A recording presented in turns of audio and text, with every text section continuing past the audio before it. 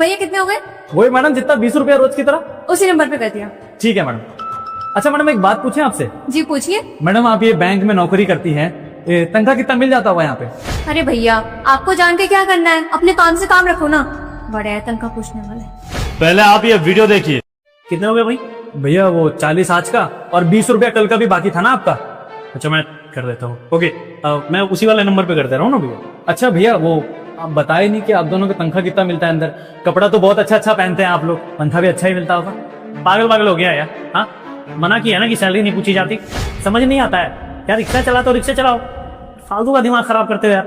अबे तेरा दिमाग खराब हो गया क्या? कल मुझसे भी यही क्वेश्चन कर रहा था। लगता है हमारी तरफ बैंक में नौकरी करेगा। सही कह रही हो। अब ये अंगूठा टेक यहाँ का मैनेजर बनेगा, शायद इसलिए सैलरी पूछ रहा होगा, है ना? इसीलिए पूछ रहे हो ना। लगता है इन जैसे लोग भी ना पढ़ाई लिखाई करके अब मैनेजर बनेंगे। तुझे सैलरी जाननी है ना? 50,000 रुपए सैलरी है। देखा है आज तक 50,000?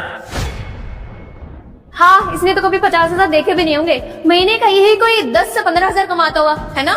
सुनिए भैया, हाँ आप दोनों ने अपनी तनख्वाह तो बता दी, अब जरा हमारी भी सुनते जाइए। कितनी होगी? आपने वो कहावत तो सुनी होगी ना, हाथी के दांत दिखाने के कुछ और खाने के कुछ और। वो कहावत हम पे लागू होती है, आप ये समझ लीजिए। क्या मतलब? ये रिक्शा तो हम खाली टाइम पास के लिए चलाते हैं, और ऐसा कम से कम 10 रिक्शा और है हमारे पास, और हर रिक्शा से लेते हैं 400 रुपए दिन का किराया। तो हफ्ते का कितना हुआ? 40,000। और महीने का कितना हो गया? पूरा 1,20,000 रुपये। मतलब हम 1,20,000 रुपया महीना घर बैठे बैठे कमाते हैं। आप लोगों की तरह हमने इतना पढ़ाई भी नहीं किया, ना ही इतनी मेहनत की, फिर भी आप लोगों से ज्यादा कमाते हैं। और ये जो रिक्शा आप देख रहे हैं ना, ये तो हम कभी कभी चला लेते हैं, क्योंकि घर पे खड़ा रहता है और थोड़ा हाथ पैर की एक्सरसाइज हो जाती है, लोगों से मिलना जुलना हो जाता है, इसीलिए। 50,000 रुपये महीना में आप इतना गमन दिखा रहे हैं जैसे पता नहीं मिनिस्टर जितनी तनख्वाह ले रहे हैं। मानना पड़ेगा भैया। और आपके दूसरे सवाल का जवाब, आप दोनों ये जानना चाहते थे ना कि हम आपसे आपकी तनख्वाह क्यों पूछ रहे हैं। ये जो पीछे मैडम बैठी जानते कौन है? ये हमारी बड़ी बहन है। वो दरअसल क्या है ना भैया, गांव में बचपन में ही शादी कर देते हैं। हमारी बहन का भी बचपन में शादी हो गया था, लेकिन इसका पति जो है इसको बहुत मारता था, पीटता था, इसलिए इसका तलाक कराए हम। अब हमारी बहन अपनी जिंदगी की नई शुरुआत करना चाहती है, कहती है कि हमको पढ़ना है, लिखना है, जीवन में कुछ करना है। इसलिए हम आप लोगों से पूछ रहे थे कि आप लोगों की तनख्वाह कितना है। लेकिन आप दोनों की बात सुन के ना हमको एक बात बहुत अच्छे से समझ में आ गई है कि हम अपनी बहन को पढ़ाएंगे लिखाएंगे जरूर, लेकिन ऐसे नौकरी नहीं करवाएंगे, क्योंकि नौकरी करने के बाद इंसान अहंकारी हो जाता है बहुत ज्यादा। अब आप देख लीजिए, अगर 10 मिनट अंदर लेट पहुंचेंगे तो जवाब देना पड़ेगा, 10 मिनट पहले निकल आएंगे तो जवाब देना पड़ेगा, और हम अपनी बहन को अहंकारी नहीं बनाना चाहते। हाँ क्या बात है सतीश, आज अपनी बीवी को भी ले आया तू? साहब आपसे कुछ बात करनी थी साहब। बता भाई क्या बात है? साहब हमको ना 1 लाख रुपए चाहिए साहब। क्या क्या बोला तूने? 1 लाख? दिमाग खराब हो गया तेरा? कभी सपने में भी देखे तूने 1 लाख, वो भी एक साथ? हाँ तानिया एक मिनट भाई, जानता है 1 लाख में कितनी जीरो आती है? तेरी सैलरी 12,000 रुपये, 1 लाख का करेगा क्या तू? साहब वो दरअसल हमारी बीवी को ना कलेक्टर की पढ़ाई करनी है, तो उसी की पढ़ाई के लिए हमको 1 लाख रुपए चाहिए। पढ़ लिख के बड़ी कलेक्टर बन जाएंगी फिर तो। अबे ओ ड्राइवर, अपनी औकात पे वापस आ जा। तुझे क्या लग रहा है यहाँ कोई मूवी चल रही है कि एक ड्राइवर ने अपनी बीवी को पढ़ा लिखा के कलेक्टर बना दिया? अपनी औकात से बड़े सपने मत देखो, समझे? और तुम इन्हें समझाते क्यों नहीं हो? तुम्हें कितनी बार बोला है कि इन गरीबों को अपने मुंह मत लगाया करो, जितना मुंह लगाओगे उतना ही सर पे चढ़ के नाचेंगे। और करो इनके लिए अच्छा अच्छा। सतीश साहब हम पैसे आपके लौटा देंगे, अभी बहुत जरूरी है साहब। हमारे पास जो भी पैसे थे वो तो हमने इसकी पढ़ाई में लगा दिए। अभी कोचिंग का जो फीस है वो 1 लाख रुपए। आप साहब कहीं से 1 लाख रुपए करवा दीजिए ना, बड़ा मेहरबानी होगा साहब। वो बात तेरी ठीक है भाई, लेकिन 1 लाख रुपए लौटाएगा कैसे? जानता है कितने पैसे होते हैं 1 लाख रुपए? साल भर की सैलरी है तेरी, घर का खर्चा कैसे चलाएगा? 12,000 में से आप 5,000 रुपए हर महीने काट लीजिएगा, आपका हिसाब भी चुकता रहेगा और हम काम भी करते रहेंगे। यार तू फिर उल्टी बात कर रहा है। चल ठीक है मान लिया मैंने, तू 5,000 दे देगा। 12,000 में से 5,000 चलेगा, फिर कितना बचा तेरे पास? 7,000। 7,000 में घर का खर्चा, घर का किराया, इतने सारे खर्चे होते हैं घर के, सब कर लेगा तू? साहब हमको पता है बहुत सारा पैसा की जरूरत है, इसीलिए ना हम सुबह सुबह एक दोस्त से बात करें, वो अखबार डालने जाता है, हम भी उसके साथ अखबार डालेंगे और फिर ड्यूटी पे आ जाया करेंगे, तो हम चुका देंगे आपका पैसा। बस 1 लाख का इंतजाम करवा दीजिए साहब। अच्छा ठीक है, अगर तुझे अपनी बीवी को इतना ही काम कराने का शौक है, पढ़ाने लिखाने का शौक है ना, तो ये सब फालतू की चीजें छोड़, और अगर पैसे ही चाहिए तो अपनी बीवी को मेरे घर पे मेड की नौकरी लगवा दे। वैसे भी मुझे जरूरत है, इसे 10-15 हज़ार दे देंगे, और वैसे भी इन गरीबों की यही औकात है। अरे तानिया एक काम करो, जाके 1 लाख रुपए लेकर आओ।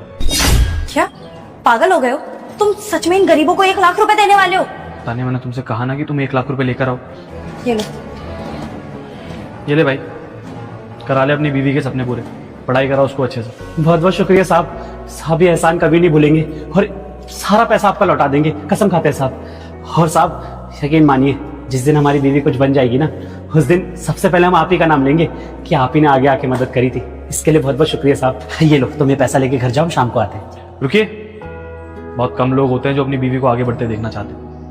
तुम्हारे पति की सोच बहुत अच्छी है सच में।